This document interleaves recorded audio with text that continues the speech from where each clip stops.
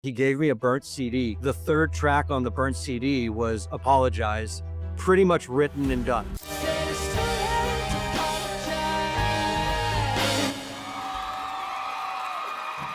4 days after I got here, OneRepublic, it was just called Republic at the time, we played our first show. I'm Jerrod Bettis. I was the original drummer of the band OneRepublic. I've worked with Adele, Sabrina Carpenter, Lonely Island, Serena Ryder, and yeah, just making music. So, OneRepublic, I'm a big fan of the band. How did you guys all meet? Like, take us back. I met Ryan through another friend of ours who was actually, I was in a band in high school, freshman, sophomore year. Back in the day, because I had started so young and did things so young, I was always the much younger member of whatever band I was in. And all of the rest of the guys in my band at the time were at least 3 years older than me. But the singer in my band at the time was his best friend. Ryan would just come hang out with us. And this was before any of the songwriting, any of that stuff. He was just like a college kid, had just kind of started playing, Dave Matthews Band covers and things like that. I met him through our friend Boyce. And then 2.5 years later, he's on TRL. Give it up for Ryan Tedder. Singing songs that he had written for a Lance Bass hosted singing competition, ends up winning it, meets a bunch of people through that, obviously, but starts a relationship with Timbaland, starts kind of doing the Los Angeles songwriting gig through that. He's getting shopped as a solo artist. Doesn't work out. He doesn't he wants to start a band. I remember he had come back. I was still living in Colorado at the time. It was like 2003. And we chat, we get lunch, we chat. He says that he's tired of doing the solo artist thing. He wants to do a band, that I should move out to LA with him. We should try and give it a go. And we chatted about it. And at the time I was 19. All I heard was Los Angeles and band. I'm in. My stuff was packed. I was in a U-Haul and essentially moving out to LA by myself. And 4 days after I got here, OneRepublic, it was just called Republic at the time, we played our first show. And because of who Ryan was and because of the relationships he'd already started, every show we played for the 2 years that I was in the band, which was probably 2 to 3 a month, was essentially a showcase. Labels at A&Rs, managers, it was always somebody there. But I remember at that lunch, after we were done eating, he gave me a burnt CD, because that's how you did it at the time. And there was 3 tracks on the CD, and the third track on the burnt CD was Apologize, pretty much written and done, written, produced, he did it all himself. Almost the way that you hear it on that first album. I was like, yeah, sounds good. You could have handed me anything. I'm coming to California, let's do this. And that was how we started. Wow. So, what were the first years of the band like? When we started the OneRepublic, and it was a little more Britpop, but it was definitely pop. It was like a pop band. I had never done that before.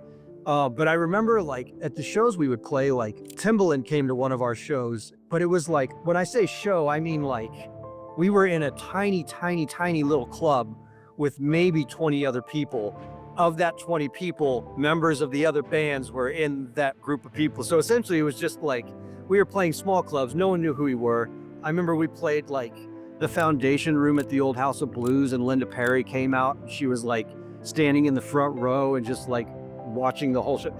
That was when I was this could actually be more than just what I was used to, which was just group of friends making music, playing local shows kind of thing.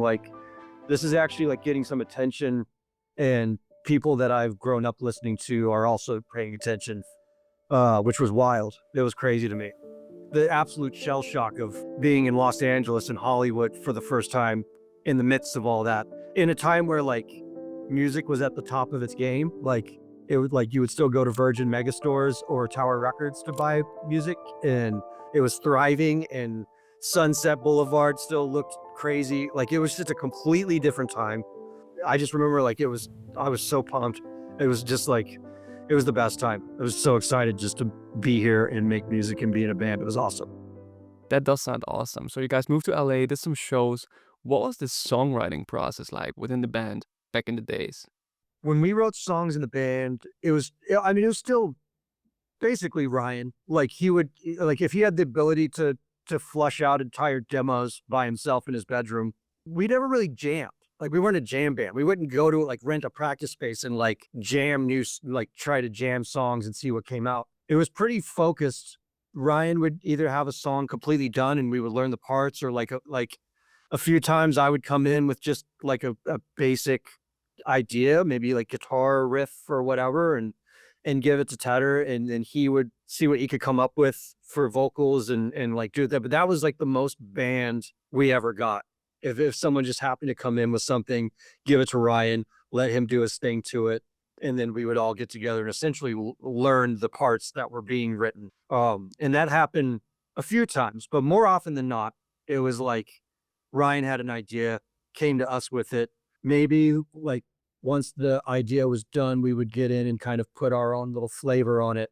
I honestly like what a blessing it was to have somebody that could like take the ropes like that and like have a clear vision and get it out. It's so nice. And even now in songwriting and production, if I work with artists who have a clear vision and are really good writers and they come in, it kind of happens super quick, super naturally. Like you don't feel like you're fighting it. I hate fighting songwriting. It's my least favorite thing. It makes me feel like I want to go back and work in the mall again. Like it's the worst thing. I mean, that's so great to be in a band with somebody like Ryan who has such clear vision. So you had been with the band for some time. What made you want to branch off into your own solo career? When I left OneRepublic, I didn't even really think about any of that stuff. I was just like, well, I mean, I'm still going to play drums. That's my favorite thing to do. Like, even to this day, I still think like more of a drummer than a music producer.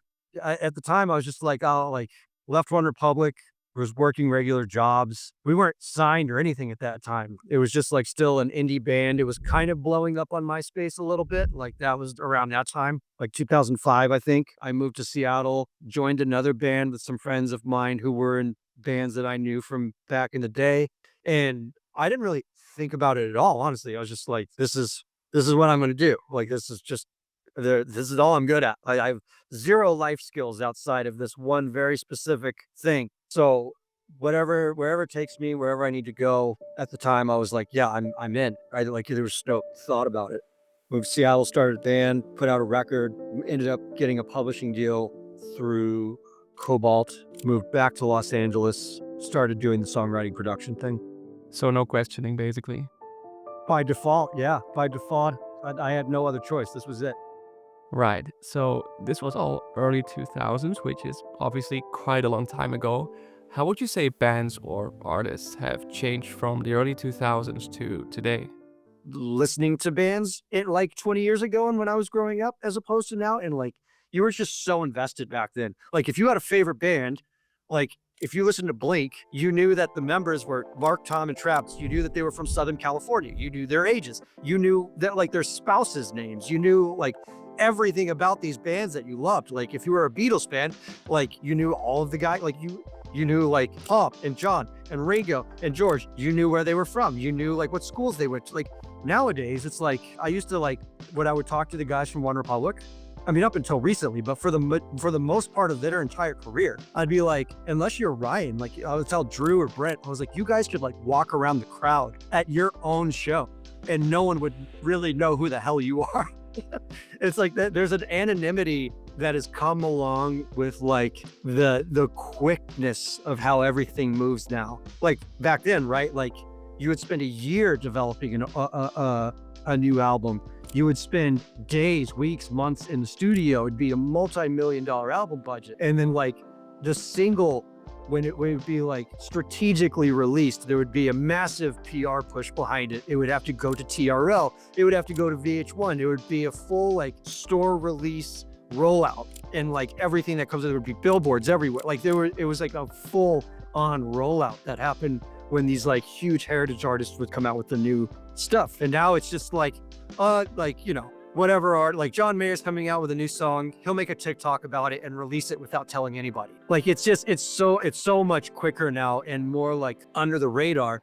And you really like, as a fan, you really have to be invested in an artist you like, in order for you to be able to kind of sustain your fandom without falling into the like, I listened to their first 2 albums, I haven't listened to anything they've done recently kind of thing.